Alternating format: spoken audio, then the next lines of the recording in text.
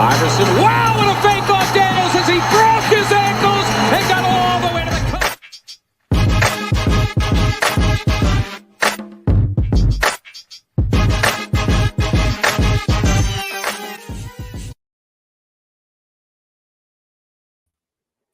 Well, welcome in. This is episode 169, Drunk on the Court.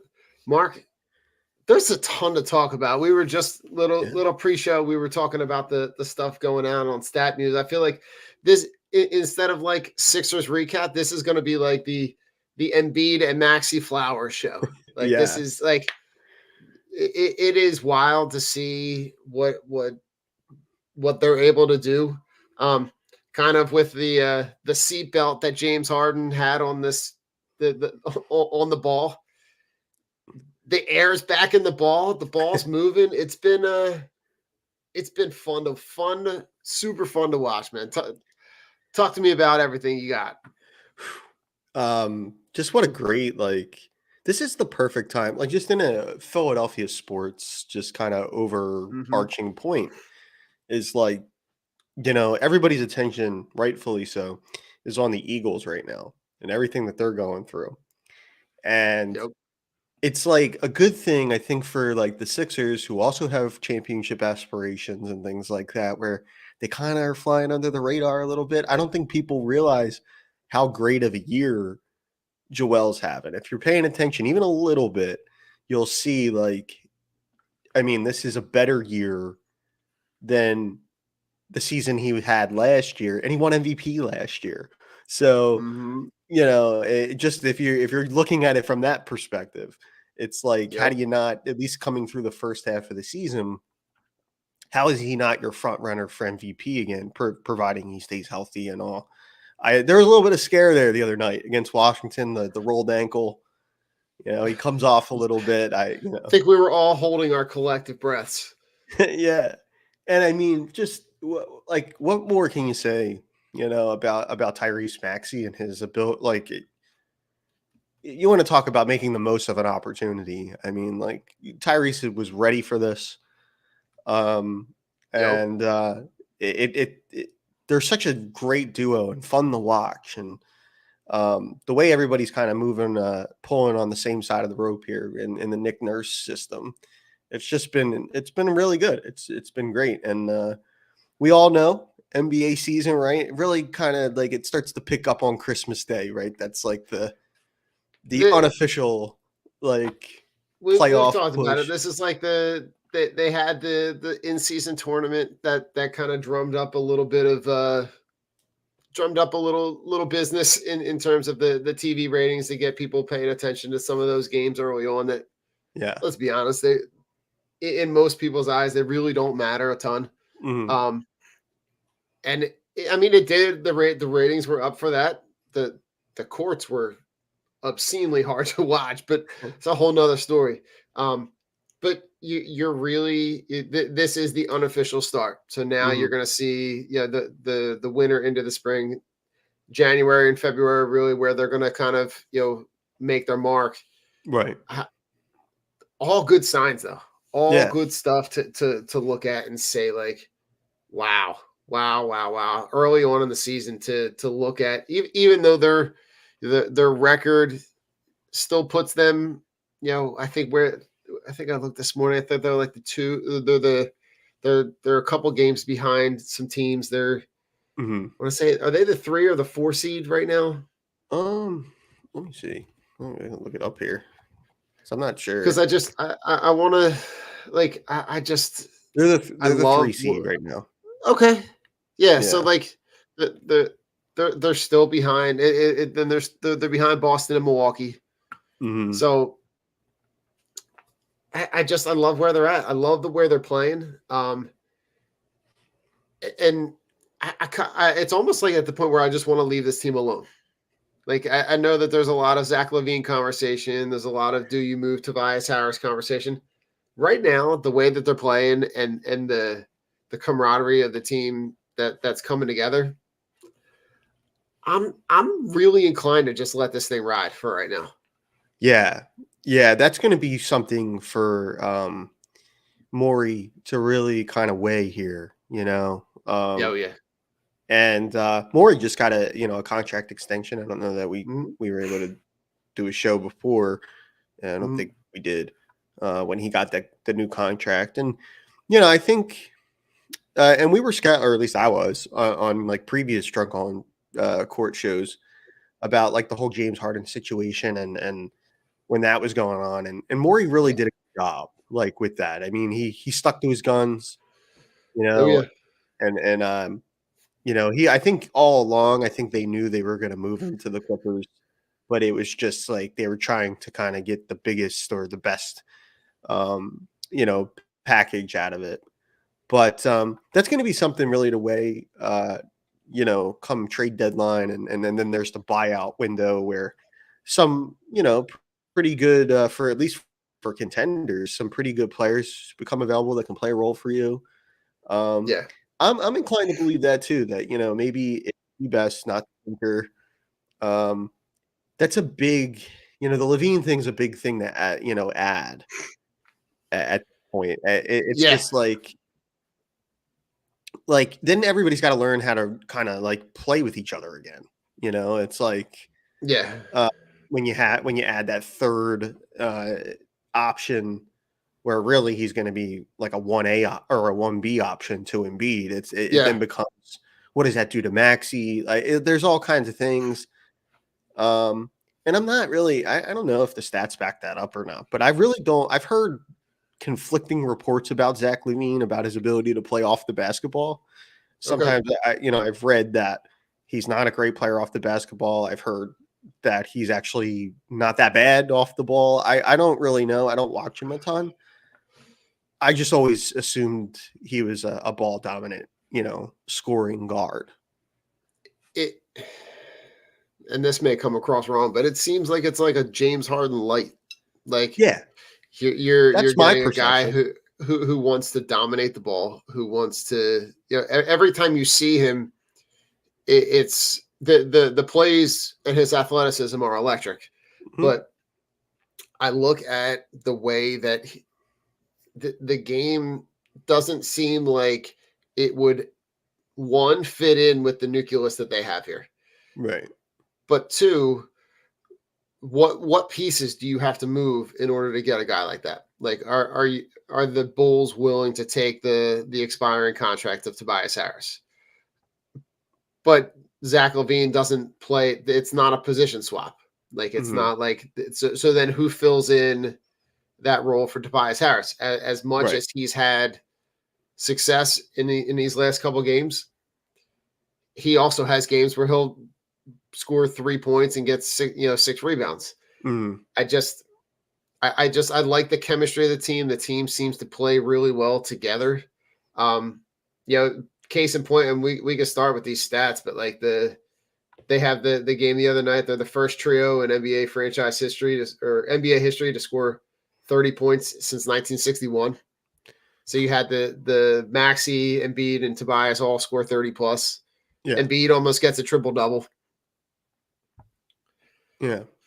Just wild stuff. Like Yeah. I mean, it's Embiid, I mean, in the month of December here, StatMuse has everybody hooked up with this stuff, yeah. Uh, And credit to them. All these stats that you're about to hear are all courtesy of StatMuse. yeah. The stuff that they put out is filthy. It's really cool, really in depth. But go ahead. No, I was just gonna say in the month of December here, Embiid's averaging 41 points, 12 rebounds, 4 assists, almost 2 blocks a game, which is that's And pretty crazy too.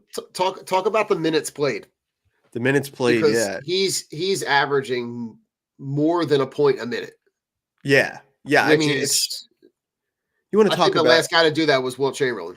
Yeah, yeah, and I mean, like, when you look at these stats and you see, like, since, Walt was playing, since Kareem was playing, anytime you're in those conversations with these guys, I mean, like, you're talking about the two of the greatest players of all time, Mhm. and certainly two of the greatest bigs of all time. And to know that he's kind of in that kind of breath and the team's getting the team's winning. It's not just like a Embiid and a bunch of guys out there. It's not like you Right. know what I mean? And Yeah. it's like they're really kind of free flowing, and it's just like, especially in a game today, like with the way the NBA is today, it's just Yeah. like the game's all about like rhythm and tempo, and it's really pretty when it's going. And It really is. And they like even in the game that they lost the other night against the Bulls, like mm, they still looked good. They yeah, looked good. They battled. They were not feeling it. And you get you're getting MVP like performances, right? The yeah, straw poll that I saw with has Embiid with 63 first place votes, yep, and the next closest guy is Jokic with 21. mm, Like yeah, it's right now and obviously this is early, but it's not even close. His season stats so far, 35, 12, and 6. First in the league in points per game. Now this is the stuff that blows me away. yeah, He's first in 50-point games, first in 40-point games, and first in 30-point games. yeah, He's first. He's the first guy to do 35, 10, and 5 since Wilt Chamberlain. yeah, yeah. He's got more points than minutes. It's just Yeah, I to like, and we could probably say too, right? This is the best. Anytime like you hear about them, like you hear the guys post game talk, win or lose, you hear them talk, and then you hear Nurse talk. This might be the best, just like from a locker room vibe standpoint. Like this might be the yeah. best it's been in the Embiid era, like where there wasn't really like, the year started where it was like, oh, here we go again.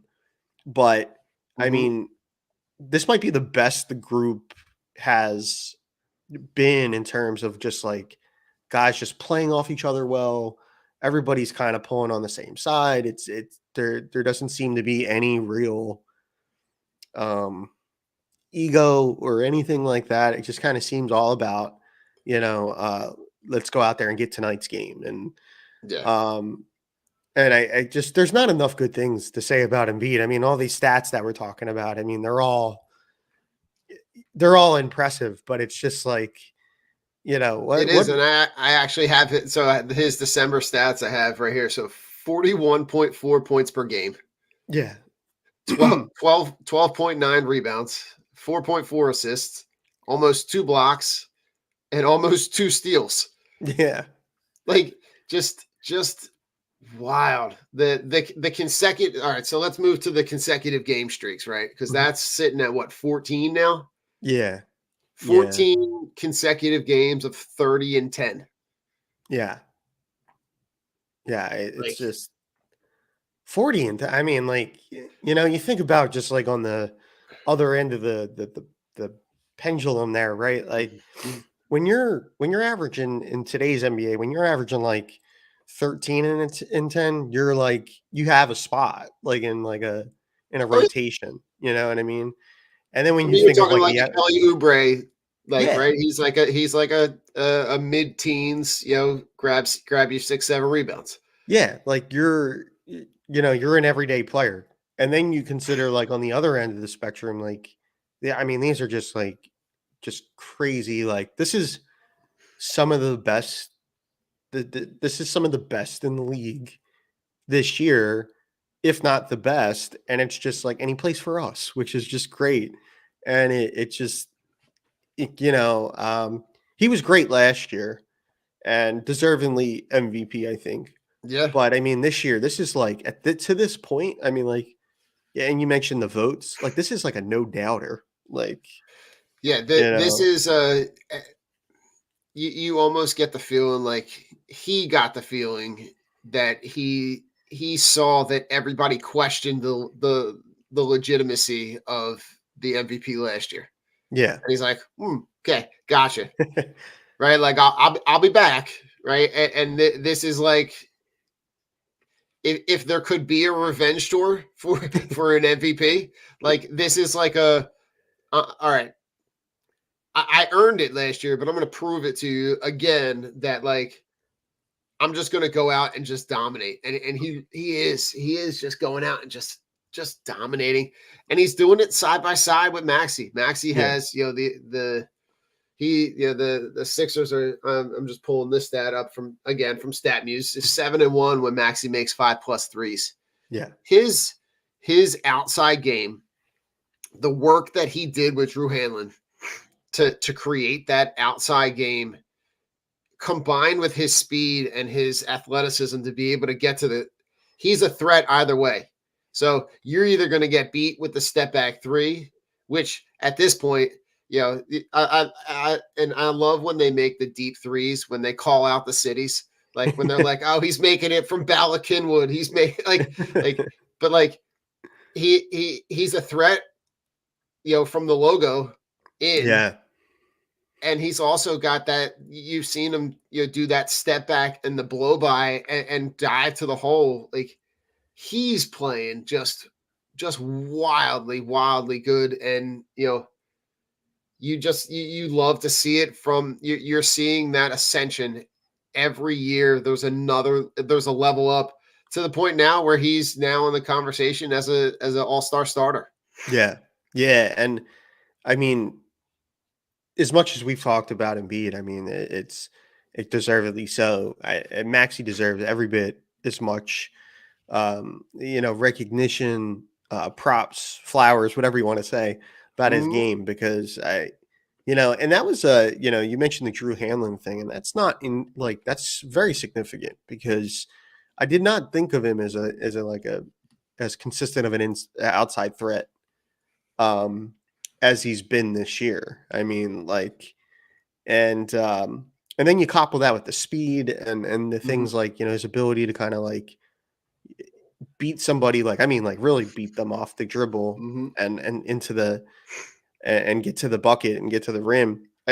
He's just been he's been incredible this year, and he's such an easy kid to root for. He seems such a great, just down the earth kid. And Mark, I gotta tell you, so I saw this clip of him at the Reading Terminal Market just walking through in regular clothes. Yeah. And there was a pile of people there that had no clue who he was. They were from Atlanta. And they're like, oh, they're sitting there and they're talking to him, and they're like, oh, well, what are you doing? What do you do? And he's like, oh, I work in the city. And I'm going, you work in the city? You're one tier below the most notable athletes in the city. And they're like, oh, and he's asking them legit questions. He's like, oh, well, what are you doing in town? He's like, oh, we're from Atlanta. We were running the marathon. How'd you do in the marathon? Did you I was like, he's having a general conversation with these people. And it was just and it took for someone behind them to be like, he plays for the Sixers. That's Tyrese. And they're like, oh my God. It was just so cool to see, because he's just you can see that he's just a kid. He's just a down to earth kid that that just loves playing basketball. And the free flowing nature at which he's playing with right now is that next level up, because now he's got a chance to operate with the ball in his hands. Before, he was waiting for Harden to get him the ball, and it very rarely, if it ever happened, it did. By the time it got to him, he was the third option. Yeah, it really was, and that was so before they did anything, with to continue to so much of this is going to track back to the Harden trade. So I know that every time we bring that up, it kind of feels like we're repeating ourselves, but so much of it goes back to that. And that was a really a big fork in the road moment for them. But if there was one player who was going to stand to benefit the most from it. It was going to be Tyrese if Tyrese's game Yeah. was able to take another step, and so far it has, and that's been like a real buoy of their success here. Like where Yeah. in addition to Embiid, and like the fact that they're able to play off each other as well. Remember there was a time where when it was the Simmons and Embiid show, it was kind of like there was always that constant conversation of can they kind of coexist? Like Right. stylistically, do they fit? And it's like this one really does seem to the Maxey and Embiid fit seems seamless, and it's just it's been really great. And I mean, like third in the East there. I mean, it's if the playoffs were to start tomorrow, they would play the Knicks in round one. Mhm. And it would be that's where the real work is going to begin ultimately. Like, but that's what it's like when you're a contender. You know what I mean? Like, I see that sometimes on Facebook, Twitter and all that stuff. It's you hear a lot of like, well, they're going to be judged by how they do in the playoffs. It's like, yeah, of course they're contenders. But that's right. part of it. And I mean, to be honest, I'd rather be in that situation than be a team that's like fledgling, trying to like be like the set, like when the Sixers were that team that was like trying to be the 7-8 seed when they were trying to like limp into the playoffs and get blown out in the first round. Like you're in a spot where you're competing for a playoff. You're not just competing for playoff spots. You're competing for the chance to be in the conversation to win a ring. And I'd rather be there with the guys that we have than to not be in the conversation at all. Right. Because that is like that's a purgatory. That's a sports purgatory. I think nobody wants a part of, because like, you want your team to be relevant. You want them to be in a spot where you're able to get opportunities. And I think, lucky for us, like as a sports city right now, we got 3 teams that are year after year in the conversation to win a ring. And you got another team that we'll talk about in a little bit later that is going to give you a battle every time they step out. And I got to be honest, I'm super thankful that I'm in a spot right now where we got teams that are, I'll say this, we got teams that are competing every time they come out. Yeah, it's way better to be in that spot. And it's so like the NBA, it's such a rarity, man. Like to see any one of those seeds if you're not within like the top 4 of the conference. Like I think the Hawks did it a couple years ago. I think like where the Hawks got to the Eastern Conference Final, right? Then they lost to Boston, I think. Yes.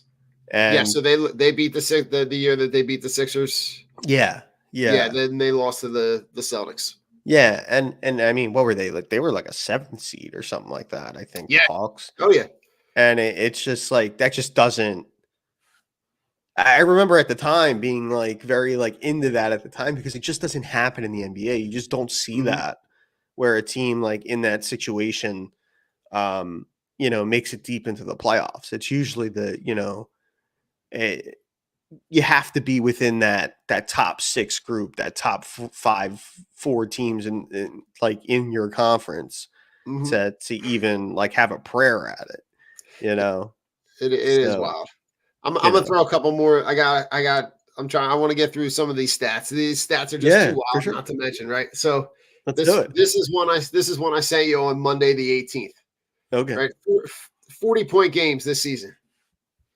Joel Embiid has 4 40-point games in the month of December. KD, Steph Curry, Jason Tatum have combined for 4 this season. Right? You got, and then this was after the game on Monday night.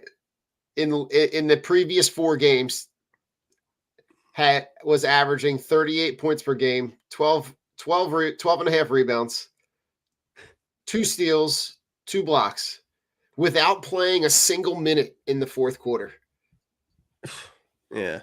Like that's the other thing that I think we're looking at these statistics and not looking at the amount of time that he's not playing.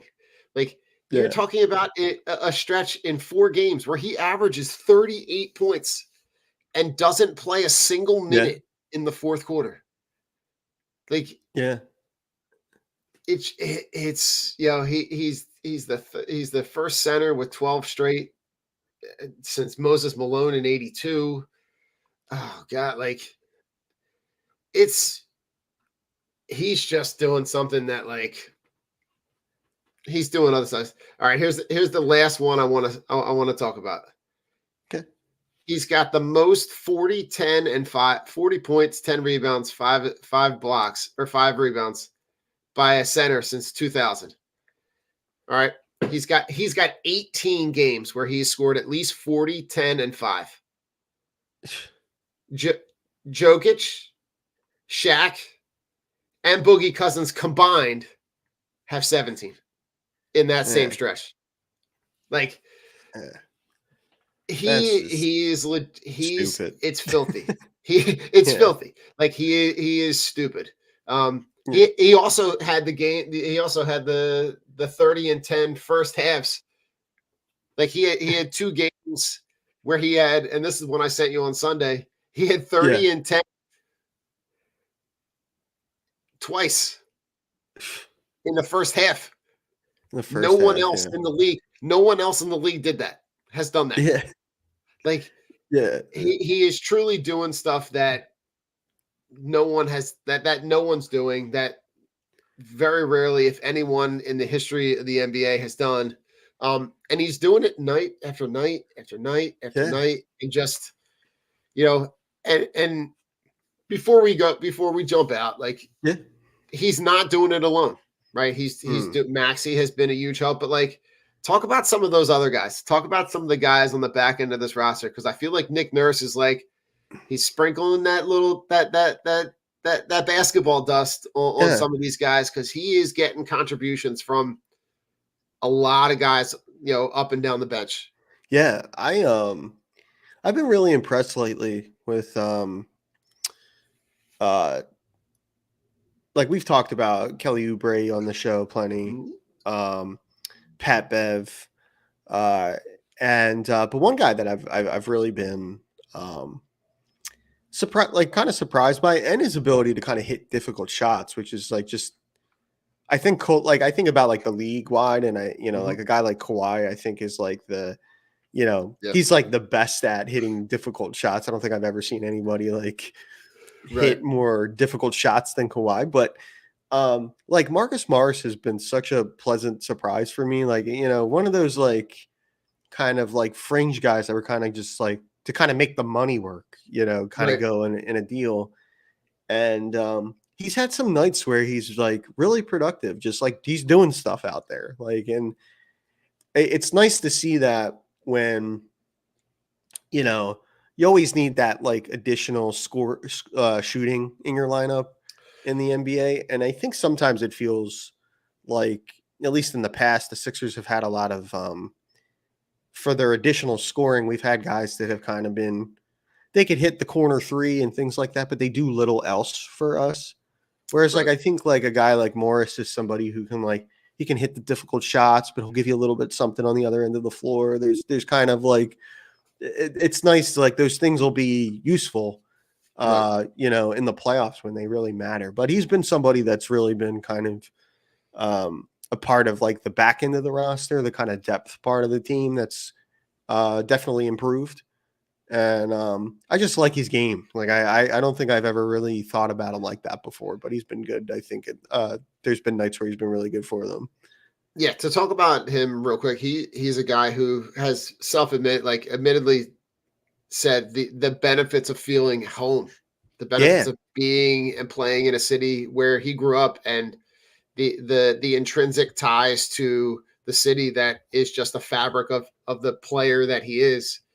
That goes a long way. And then the guy for me is a guy that you mentioned at the beginning, is Pat Bev, right? Some of the quote that on his show where he's talking about like this is a city I wish I played my entire career in. Like, I feel like this city does have a reputation for welcoming those kind of guys in, and those guys just like those guys fall in love. Like, I think about like on another team, like I feel like a guy like you, Douglas, like a guy that played in other cities, but like is now just here. Is just now part he came here and just became part of the fabric of the city. I feel like Pat Bev might be that kind of guy, a guy that is here at the back end of his career, but is in a city where he is beloved. His play identifies with everybody on this, every part of this fan base. He's just a guy again that came in and the contributions you're not getting. The statistical contributions you're not getting, right? You're getting, 4.5 points a game. Yeah. But what he brings to you in terms of experience and leadership and athleticism and grit, the effort is there to be the example and to be that guiding light for a guy like Maxey, for, a guy like Embiid, to be that barometer where they can be, and Marcus Morris too, right? You see him come on, you've seen him come off the bench and contribute. It's really nice to see the way that this team is kind of coming together, and it's good that they got the Harden deal done early on in the season so that they do have time to be able to gel. But the Kelly Oubre contract and the contributions that they're getting, like if that wasn't the biggest Christmas gift that this city could have gotten, like for this team, you're getting athletic wing contributions from a guy who is like making almost base salary for an NBA player. Yeah. I mean, this is going to be, his situation is going to be interesting to monitor the rest of the way. Because with the Harris situation and the wing situation for the Sixers, it's kind of like kind of like kind of like a down the road kind of thing. We're not really sure. Like, it's kind of uncertain, right? Like, Harris is a free agent after this year. Kelly's on a short term 1 year deal. It's kind of like, well, where are they gonna go with that? They could go out in the summertime and find a bigger piece if they want it.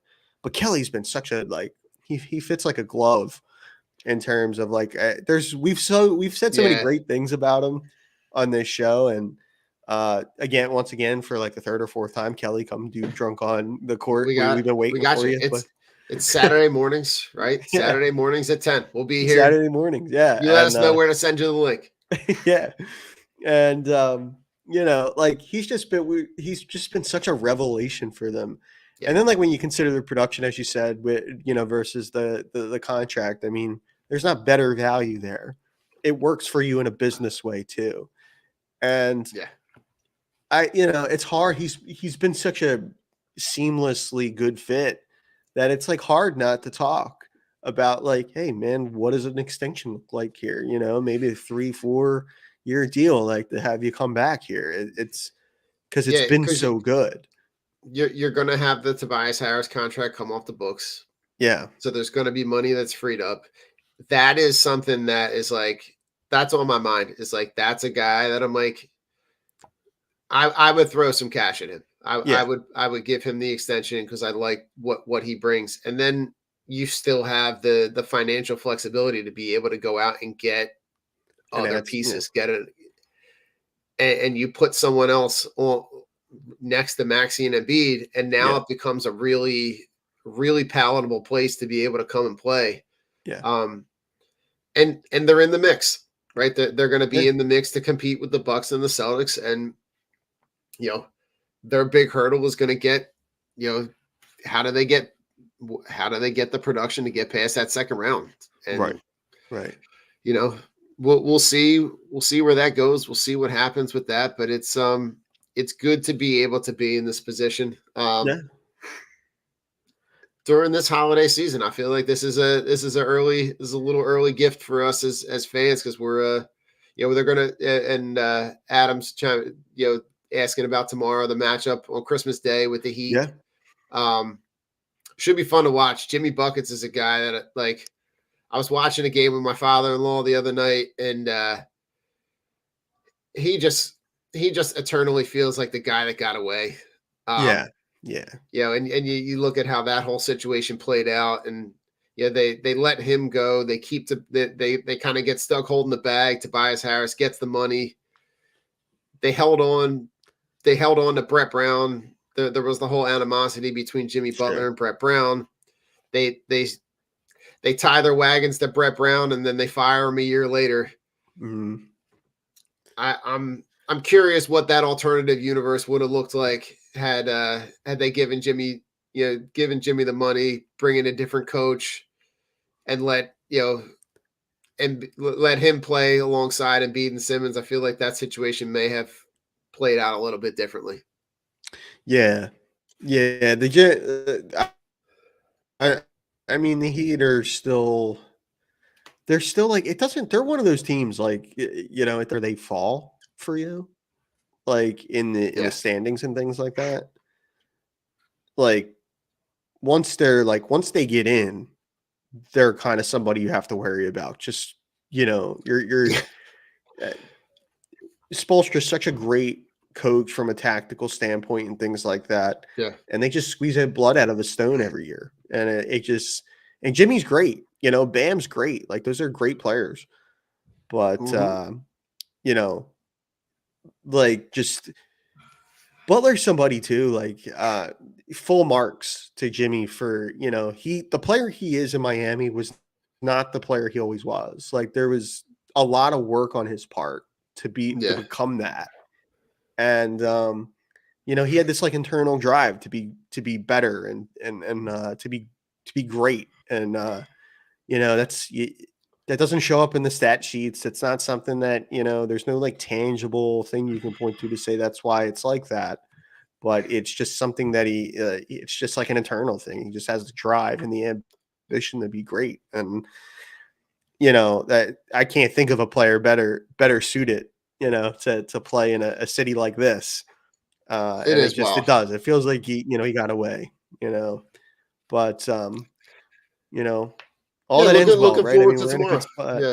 Yeah, we're in a good spot. I won't complain about where the spot that they're in, but looking forward to talking about that and the start of the push for the real NBA start of the season on Christmas Day. So listen, it'll be a busy day in this city, right? You're going to see the Sixers and Eagles, be in action tomorrow. Yep. So looking forward to celebrating the holiday, celebrating the Christmas season.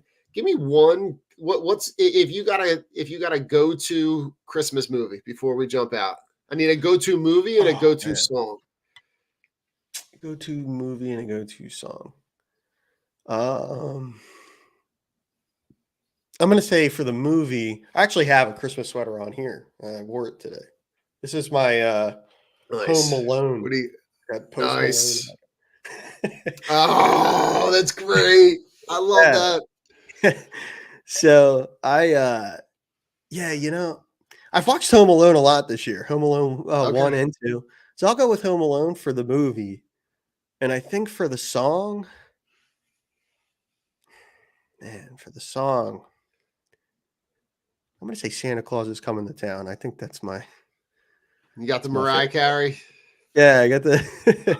I love that. Listen, all the versions. I'm with all of them. I love it. My go-to movie is Fred Claus.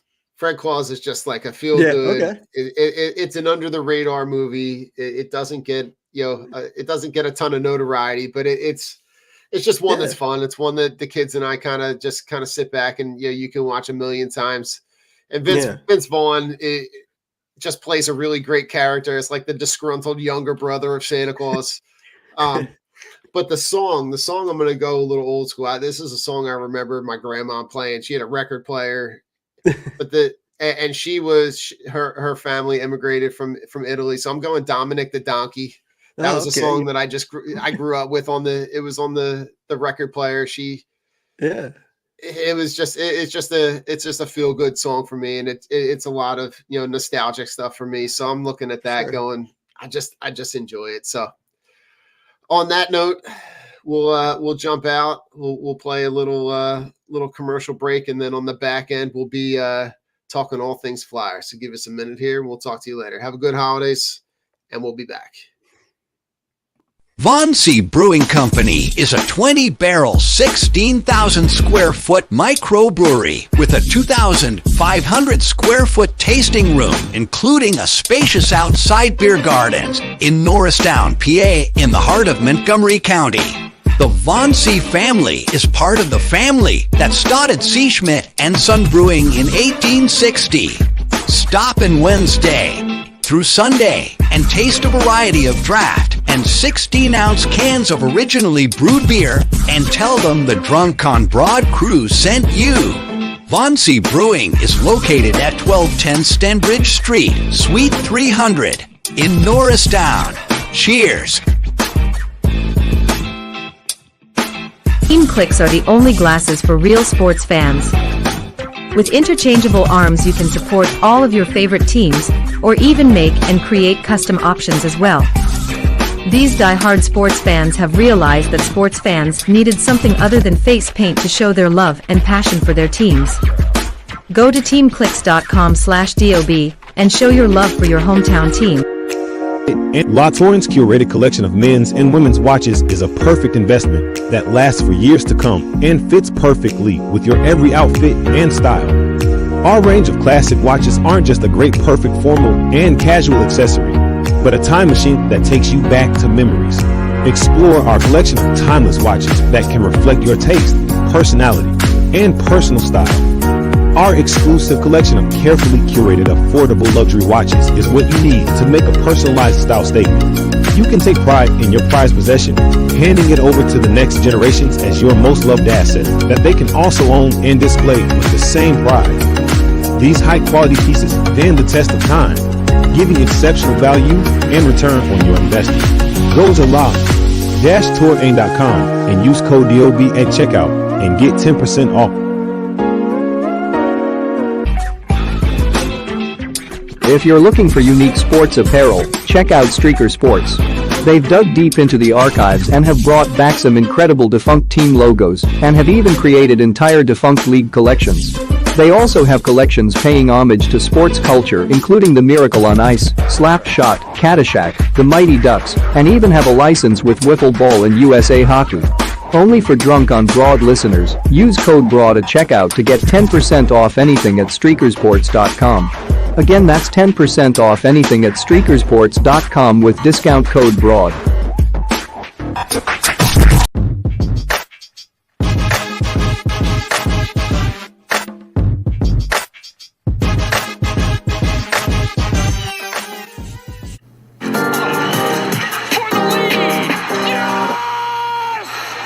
Iverson, wow, what a fake off Daniels as he broke his ankles and got all the way to the cup.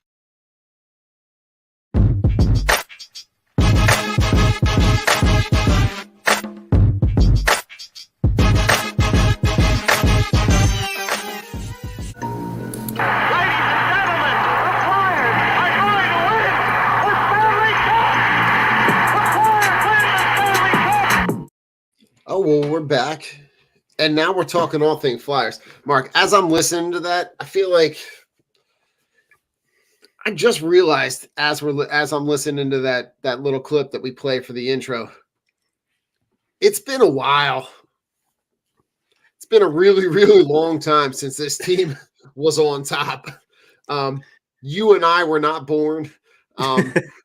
It's been a while. I feel like maybe if I got some time, I got to play around with the intro a little bit. I think I might have to update that a little bit. Might have to add some of the boils into the orange and the black. Yeah. Might have to throw some clips together.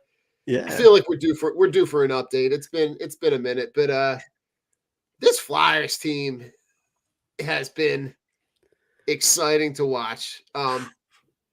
And I got in my feels the other day. I was watching one. I can't remember which one of the games was. I put a tweet out on the Drunk on Ice on the Twitter page. I was like, I'm what? Oh God, what was I saying? I was like, just like over the top excited and wildly disillusional about holding the Stanley Cup. Like it just like it didn't matter to me. It was just the way that this team is playing. I'm like, I saw it on social media. I'm like, I'm in. I'm all in. I'm like, I'm disillusionally obsessed with like the way that this team is playing because they're playing really, really well.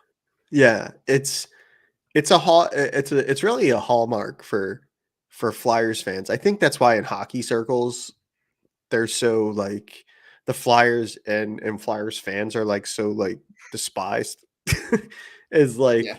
it's just like, you know, a little run here and more than a little run. I mean, this has been all year for them in the first half through the first half of the season, and it's like right away, you know, the fan base is like, oh, like we're back, like this is and it's like the race is going to be really like nip and tuck for the rest of the way, but man, is it not really entertaining. Adam pointing out the game the other night, 5-1. They give up 5 goals in the first period. Can we start there? Yeah. Let's start here because this game, like if you, I'm trying to go back to pull up the schedule just to look because that was that Detroit game that Adam's referencing, where they go down 5-1 in the first period. Like they had every excuse to just be like, this is not our night. Yeah. Like that's a back-to-back. Yep. Coming off a loss, traveling from Nashville. You're down 4 goals by the end of the first period. Yeah. You had every right to just pack that one in. And they just battled and battled, right? They get it to 5-3 at the end of the second. They go up 6-5 with about that. I can't remember that goal. They score. It was late in the third. Late in the third. I'm trying to pull it up. So they score it with 4.5 minutes left. Yeah. And it's like less than a minute after the Owen Tippett goal. Yeah. They just battle. They don't give a shit. They are literally just there. We're there to battle you because you know the other game with Detroit where they win at home 1-0. Like that game was a battle too in a completely different way. Yeah. But you know, you saw Carter Hart have a rough start to that Detroit game. Yeah. And then he just battled back, like to be able to not give up another. Like you gave up the 5 goals in the first, and then you don't give up another goal until 4.5 minutes left in the game. Yeah. Really, really impressive. Yeah. And it was like not only a back-to-back, but it's like the last game before the NHL Christmas break. And it's like, you know, and you're on the road and it's just like, you could just be like, you know, I just want to go home. You know what I mean? Right? Yeah, seriously. And but they, you know, they get through the first period and Hart has been, you know, Hart was off in that game. There was no real, you know, there's really not much else you can say about that he was just off in that game. He had been off for 2 weeks. He was sick with, you know, of course in the NHL, they don't really tell you about like what it is. It's an internal body injury. And so he was sick for about 2 weeks there. So the comeback, I mean, like there's going to be a little bit of rust there, like especially with a position like goaltender. But he battled through it just like the rest of the team did. And, you know, they get through the first period there, come out in the second, and just, I mean, it really started with, which was a really poor NHL, like just classic NHL officiating, right? There's a big hit on Nick Seeler. It was a high hit. I guess he didn't like it. He gets up, tells the guy, take his stuff off. We're going. They fight. It very much looked like a fight to me. And they go to the penalty box. Nick Seeler ends up with a 5-10 in a game. Somehow he's out of the game. Flyers lose it. Sealer goes bonkers in the penalty box. He's a madman. That was funny, man. I can understand the frustration. Yeah. But on some level that it was very entertaining to watch. Yeah, he goes he's hot.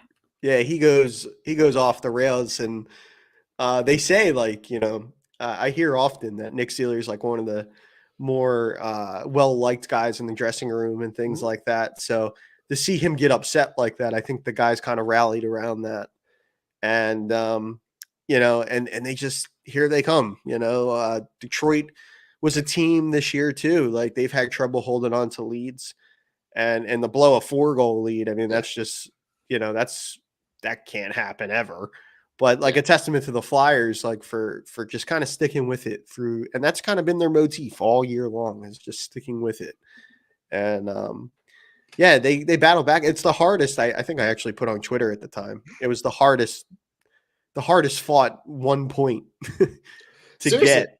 I mean, they really, really battled for that. So, but you can see that is the essence of what this team is right now.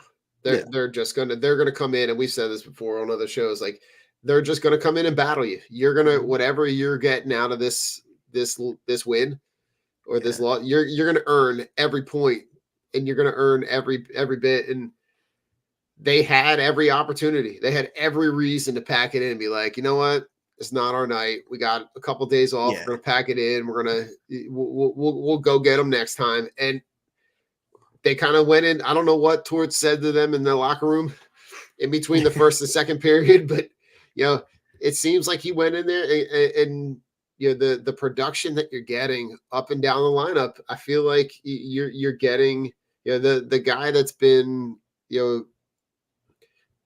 impressive for me in the month of December is Tippett, right? You're seeing why he was a coveted piece in that Giroux trade, with the production that he's getting, and now that he's getting more of an opportunity to play more than he was with that team in Florida, because that team in Florida had more guys than they had. They had more guys than they had spots, and he really wasn't getting the same opportunity.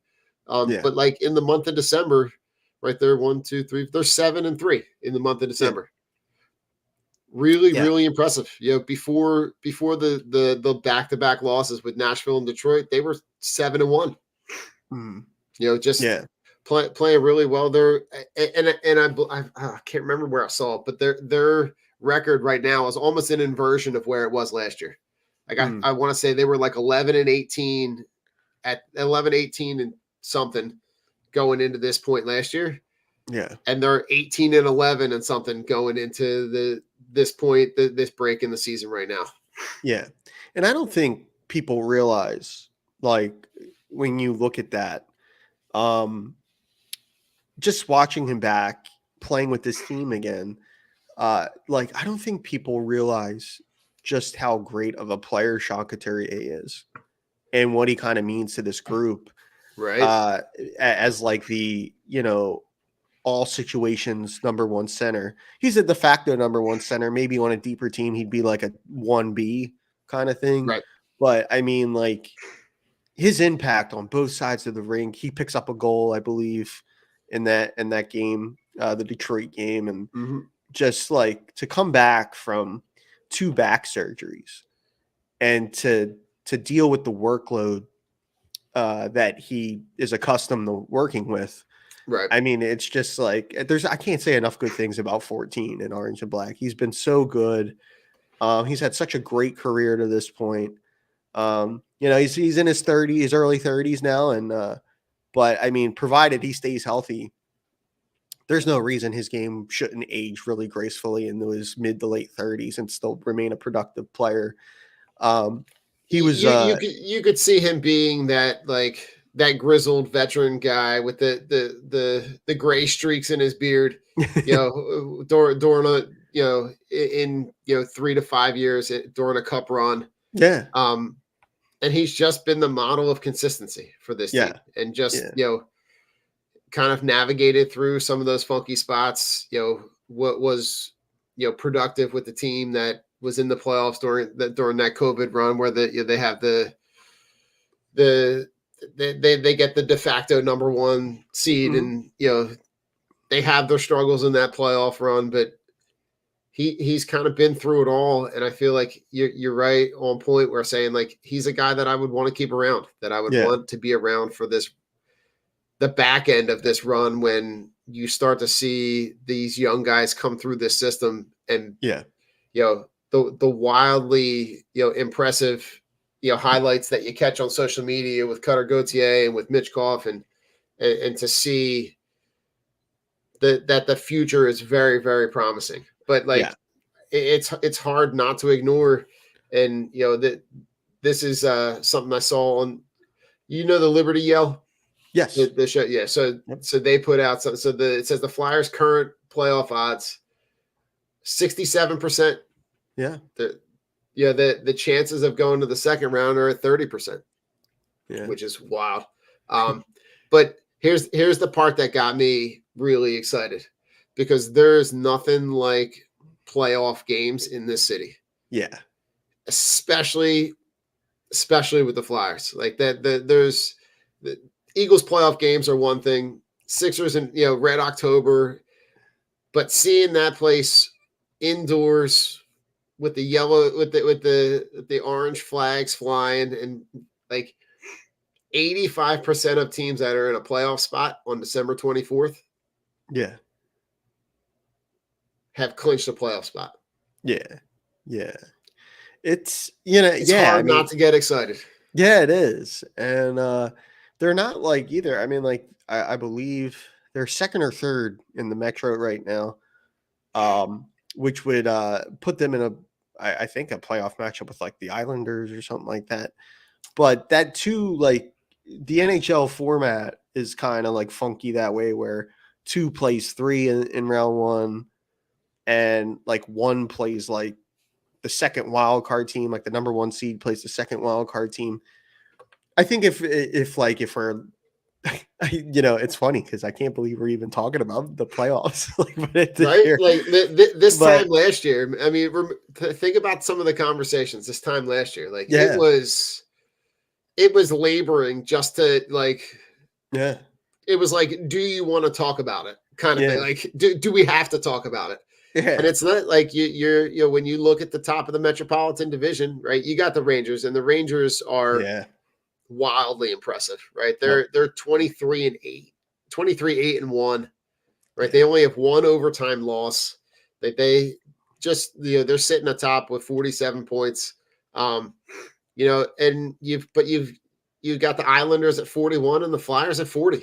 Like you're looking at you're right in the mix with the Toronto, Boston, Florida, the Islanders and Flyers are all they're all within 4 points of each other. Yeah. And that's really like what's interesting about like a playoff race here for the rest of the way is like it's going to be really close, because there's teams in the Metro that are, I think, better than they've played, right? Like New Jersey's off to a rough start. Yeah. They were fantastic last year. They're flush with just like great young talent. I'm not quite sure what's going on there. I know that they're looking for a goalie. They've been looking for a goalie, but they lost those Dougie brothers Hamilton. Are something else, man. The Hughes brothers. The Hughes brothers are great players. Seeing them on the same shift in those overtime games, like you can only imagine that they've played that scenario out in a backyard pond, make your own ice rink experience. Yeah. And then like, they're on the same team, and then, their older brother Quinn is the captain of the Vancouver Canucks, who are rolling right now, and he's a star. So like, I mean, just it's envious how much talent can exist in one family, like one kin. So someone harvest that gene pool, right? Yeah, right. I mean, geez, like, but the Devils are off to a tough start. Carolina's kind of been up and down this year. They haven't been very consistent. I think a lot of teams were expecting them, or a lot of people, including myself, were expecting them to be a lot better than they are to this point. And that may still change. It's kind of, Washington. Tampa's a team that's always going to be in the mix too. Yeah. The Caps are a lot better than I thought. At least they're off to a better start than I thought. they would be this year. So it's going to be tight. It's going to be really tight the rest of the way, but the regular season games are going to have meaning, and it's exciting because it's gonna matter for the standings, and I'm always a believer in, like, if you're in that position, make the playoffs, like rebuild or no rebuild, make the playoffs. It's that experience for those young players on the roster already. It's invaluable. Get in and see how far you can push it, and go from there and continue to build through the draft, and it'll come together naturally. So, yeah, I mean, it's just like the fact that, like, they're even in that conversation. It wasn't something I was expecting this year. I wasn't trying to be glass half empty and negative about it, but it was just like, I just wasn't sure. I wasn't sure what they were going to get from guys That's where that zero expectation thing came in, and it was just it's I'm right on board with it. There's no way that you could convince me that you have the opportunity to be competitive and not take advantage of that, because if you want this team to be where you want it to be 3 to 5 years from now, getting those young guys playoff experience. So by the time they are in the conversation to be at the top of the East, you have guys that have had playoff experience, even if it's one round right now. Yeah. One round this year, one round next year. Like, any more is a bonus. But I don't want, when those games are on the line 2-3 years from now, I don't want guys playing in their first playoff game.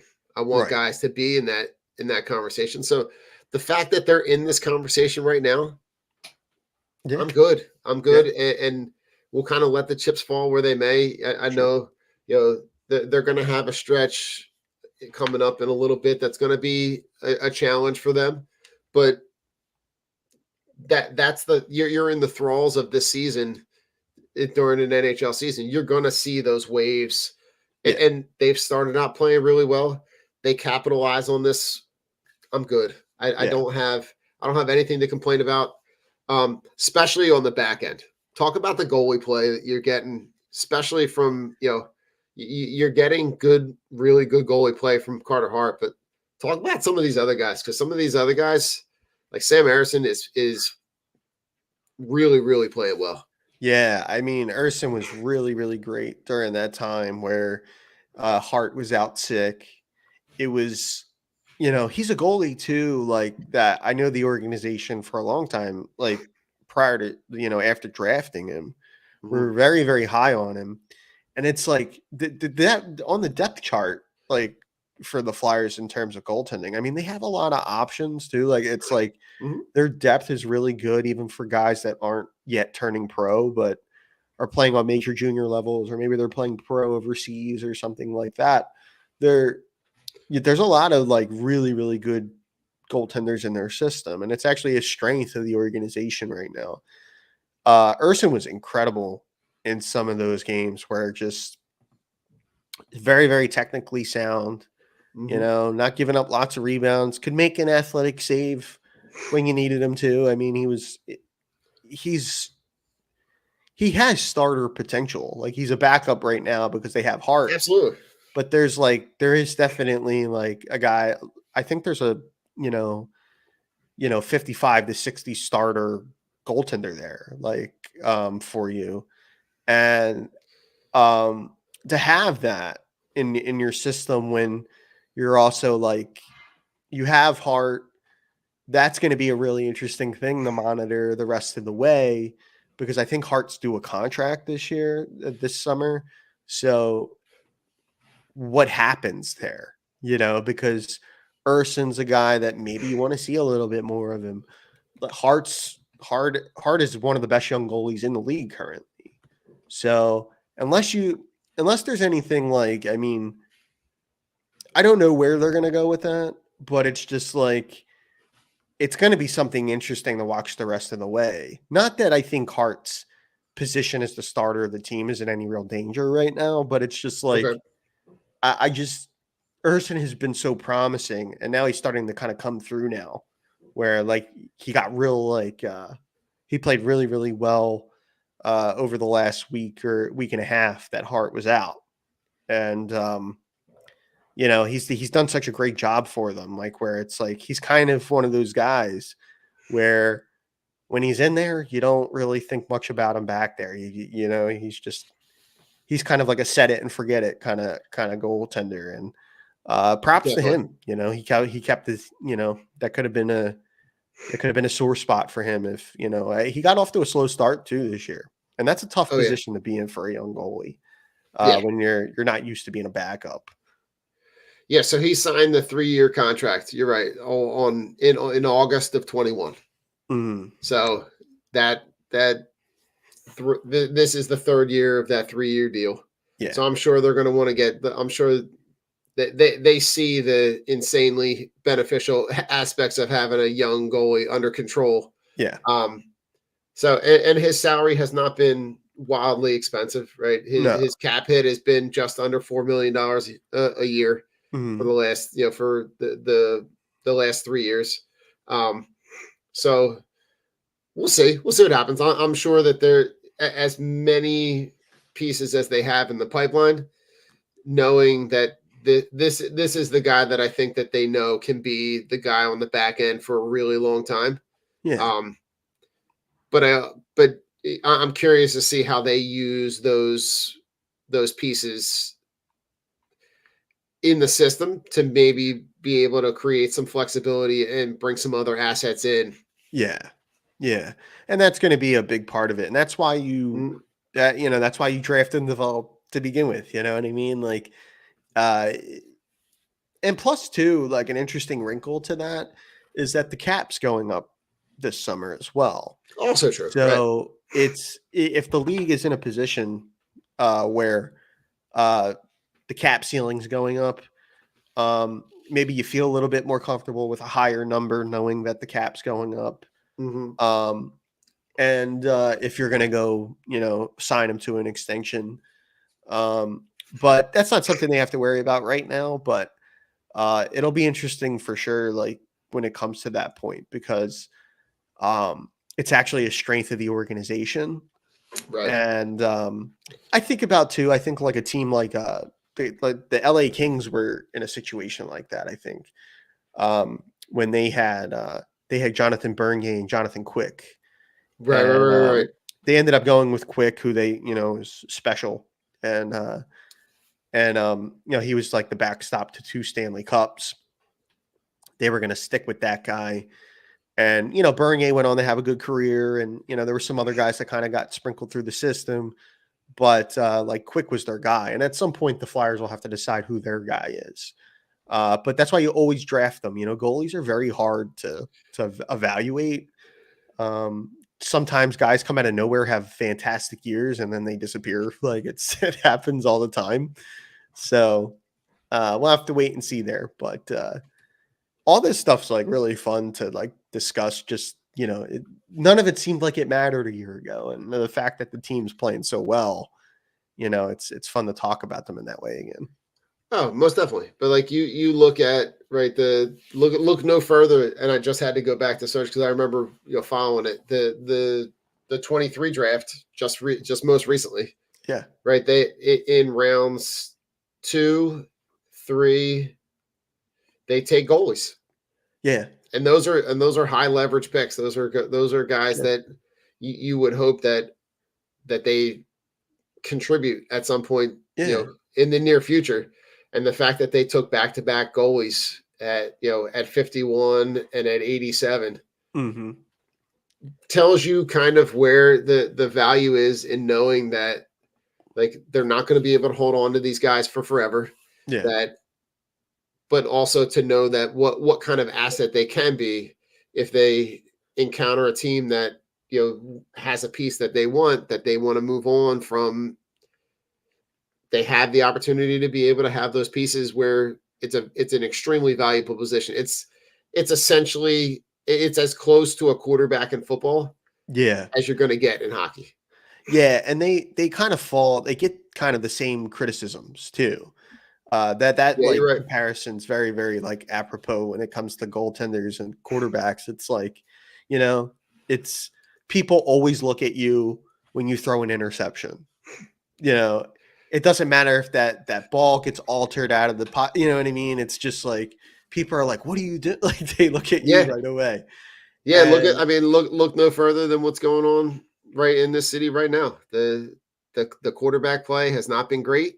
Yep. He's bearing a brunt of the conversation. Yeah. The conversations about questioning his leadership and about questioning his technique, and like goalies are in that same spot, right? They could have a great game, but they give up, and this Red Wings game that we kind of, started off talking about, right? You have, you give up a bunch of goals early. You put your team in a spot where they got to battle back. You hope in a game where they get to score 6 goals that's one that you're kind of putting away. Yeah. Yeah. And you give up a goal late in the game on a really funky angle. Yeah. You're always going to be in the midst of this conversation, but the back end of this defense has been playing really well. They talk about the Sealer Walker combo. Yeah. I saw, the Flyers Nation put out a stat with the percentage of it's the goal percentage. I'm gonna misquote this like 17 different times. But out of all the defense, they pulled one defensive combination from every from every team. Yeah. And the Sealer Walker combo was number 3. Yeah. Behind a combo from Tampa and Edmonton. Yeah, I mean, they've been really great for them. Sealer, we talked a little bit about him.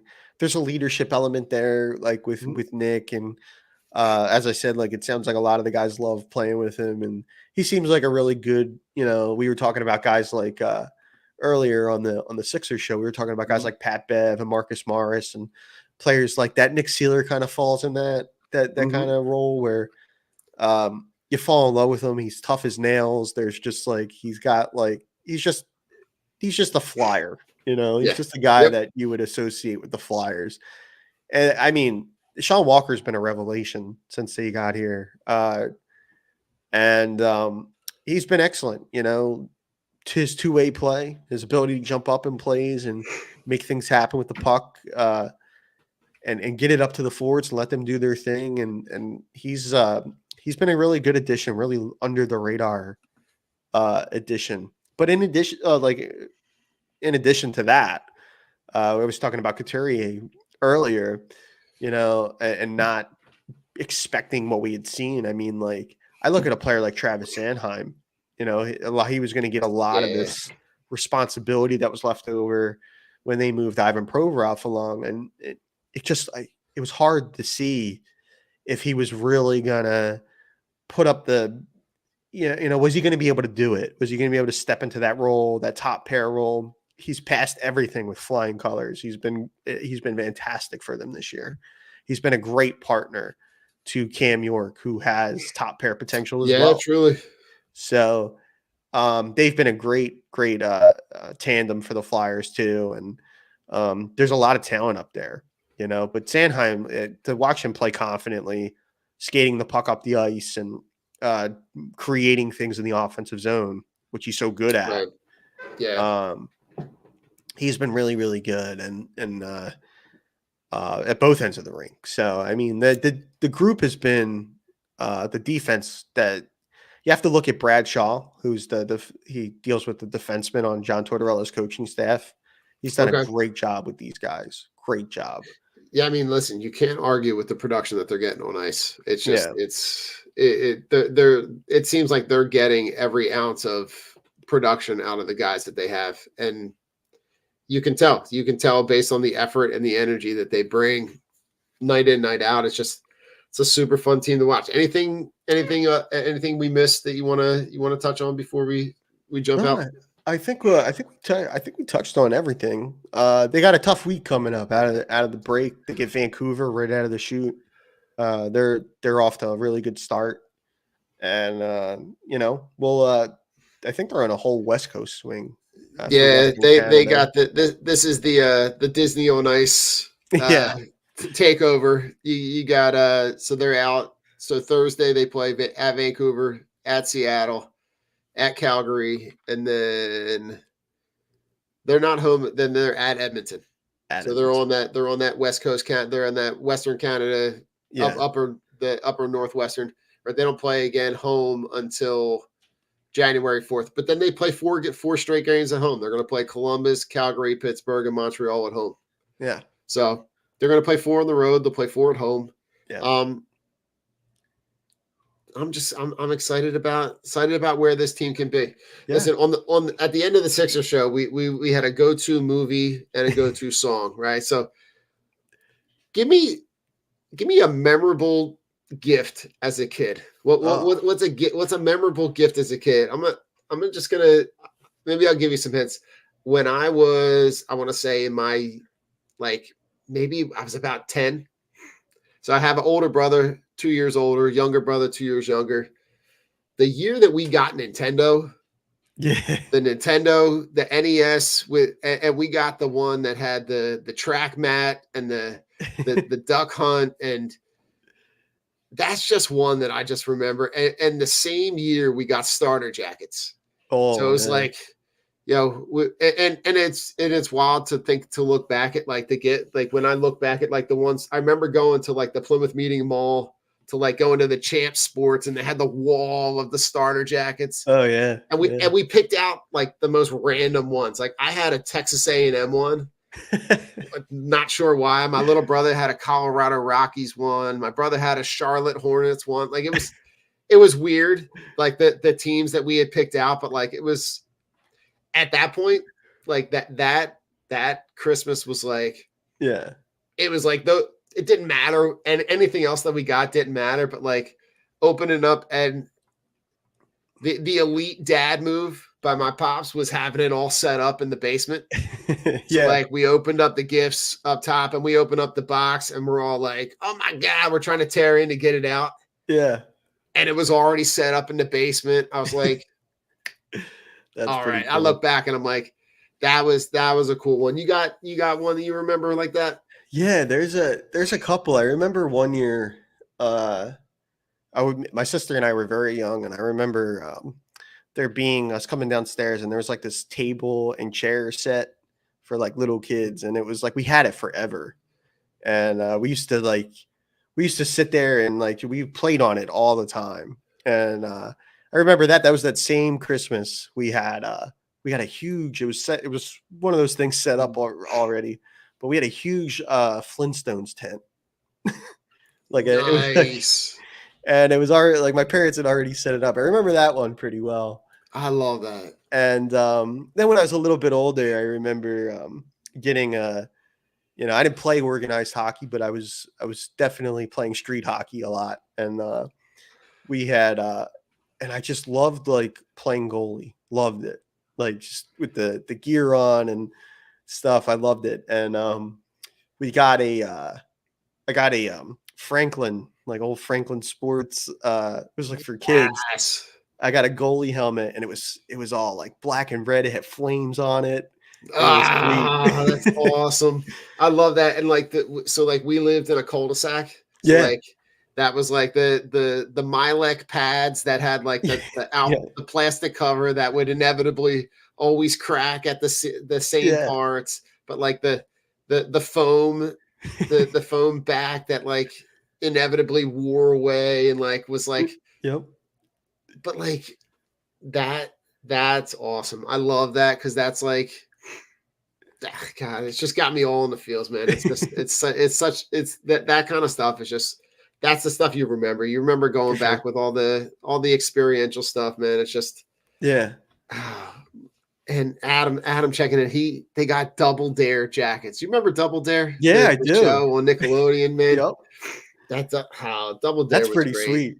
Yeah, that's Yeah. sweet. But yeah, Adam, Merry Christmas to you and your family, everybody out there. Merry Christmas. Have a happy holiday. Whatever Merry you're Christmas. celebrating, enjoy. And Mark, I guess the appropriate phrase at this point is see you next year. Yeah, right. We'll see you next Because year. I guess we'll check in early January on these squads, and enjoy the time with your family and friends, and we'll check in a little bit later. Same to you Go guys. Flyers.